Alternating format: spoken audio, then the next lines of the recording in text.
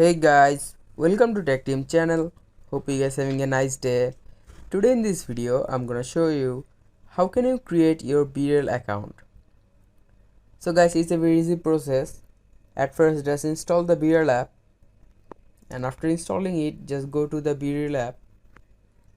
Now just click on the top right skip button.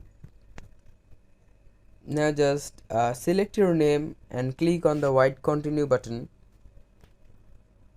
Now you need to just give your birthday, and after giving your birthday just click on the white your old button, and after that you need to just give your phone number for the OTP and click on continue,